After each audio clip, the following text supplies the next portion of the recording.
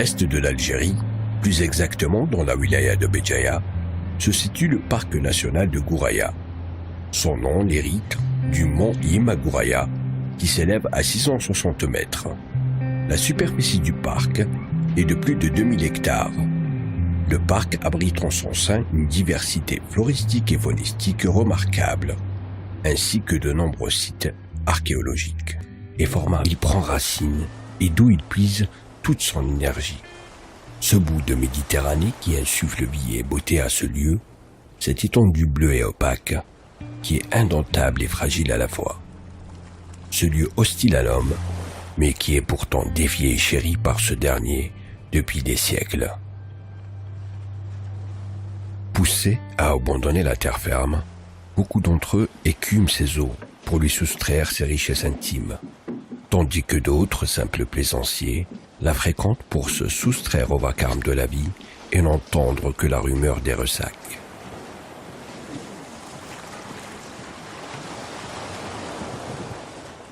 Donc, pour la partie marine, comme j'ai dit...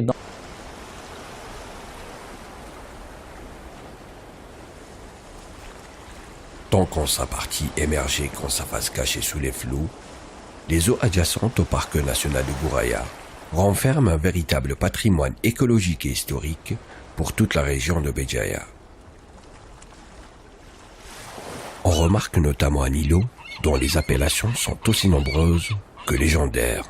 L'île des Pisans est un rocher d'à peine 2,5 hectares qui forme un véritable oasis où viennent vivre et se reproduire de nombreux oiseaux marins. Il suffit de mettre la tête sous les eaux entourant ce petit rocher pour être subjugué par le paysage qui s'offre à nous. On est en face d'un féerique prolongement de ce qui est en surface. L'alentour de l'île forme une protection naturelle contre les caprices du climat. Et en rajoutant à cela la bonne luminosité, la faible profondeur et les vastes herbiers de Posidonie sont autant d'éléments qui constituent un environnement de prédilection pour la reproduction et le développement de beaucoup d'espèces. Cette île est en quelque sorte une tour de Babel immergée qui offre gîte et nourriture à toutes sortes d'espèces.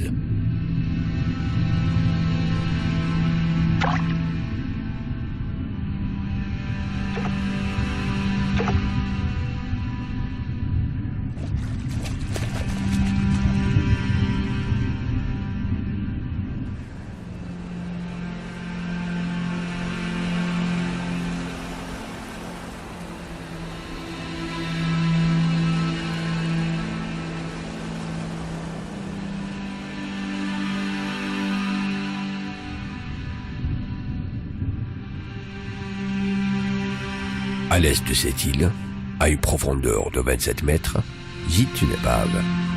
Elle est l'écho d'une guerre qui retentit toujours dans le silence des profondeurs. Un vestige de la folie meurtrière des hommes, une carcasse abandonnée par ses occupants est maintenant hantée par de nombreuses espèces pour lesquelles elle constitue un véritable havre de paix.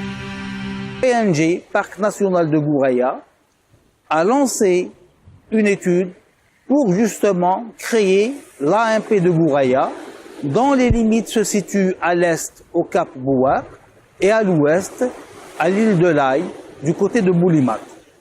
Maintenant, cette AMP, toute cette superficie, va être sous forme d'un espace géré et co-géré, et cet espace-là va être zoné. C'est considéré comme étant une zone intégrale où toutes les activités seront interdites, sauf celle de recherche, et c'est la recherche qui sera commanditée par le parc pour voir l'état de son AMP.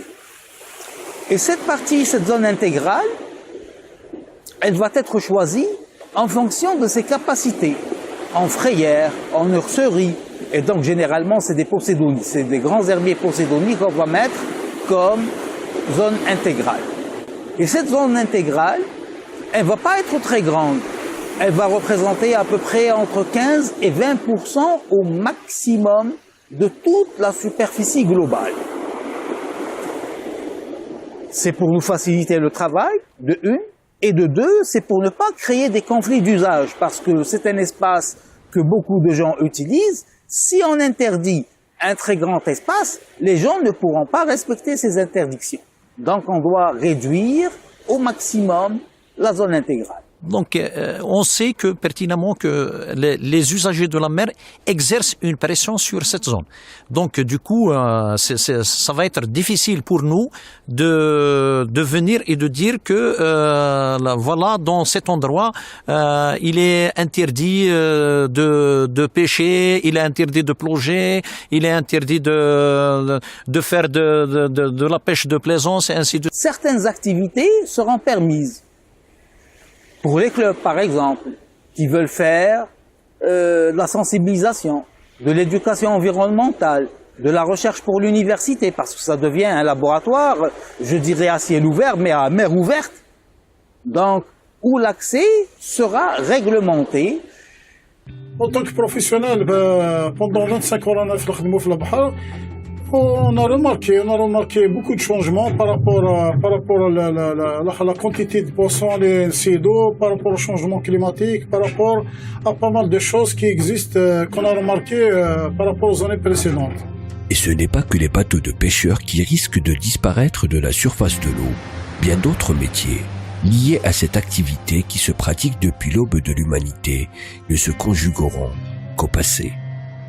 Pour ce qui est du micro-projet avec le parc de Gouraya, احنا خدمنا معاهم en qualité de représentant des pêcheurs de la wilaya de Béjaïa. La vérité, c'est حاجة يعني اللي عجبتنا مليح. On a essayé de les informer sur la situation du secteur. احنا ماذا بينا يعني que les choses Dès la naissance de l'idée de l'aire marine protégée, nous, association ARD, ainsi que nos amis et militants de la cause environnementale, associations et citoyens, on avait appuyé cette idée farouchement. Le club Atlantide se situe à Boulimat, au cœur même du parc national de Gouraya. Il a été créé en 2011. Son but initial est de former des plongeurs de... On ne va plus trouver de poissons. Et ça, ce n'est pas le cas de l'Algérie. C'est le cas de toute la planète. Et c'est pour ça que c'est tout un programme international et nous, on s'insère dedans. Cette pression sur les ressources halieutiques se fait aussi ressentir sur Terre par l'amoindrissement des quantités de poissons et l'augmentation du prix de cette denrée qui devient de plus en plus inaccessible aux consommateurs moyens. Pour faire face à cette pénurie et soulager la pression subie par la faune sauvage, l'une des solutions proposées est l'aquaculture, un remède pire que le mal et qui ne fera qu'aggraver le désastre vu que les espèces élevées sont pour la majorité. Tous ensemble, si on travaille main dans la main, on pourra pérenniser cette biodiversité qui reste pour les générations futures. Un travail de longue haleine, un travail qui demande aussi beaucoup de sacrifices. Mais si on ne le fait pas maintenant, demain, il n'y aura plus rien. Pour nous, membres du club, nous savons que les GMP sont un vrai moteur de la régénération des ressources de la mer et qu'un poisson vivant peut rapporter toujours mieux qu'un poisson vendu sur les étals. La pollution sous toutes ses formes n'est pas la seule menace.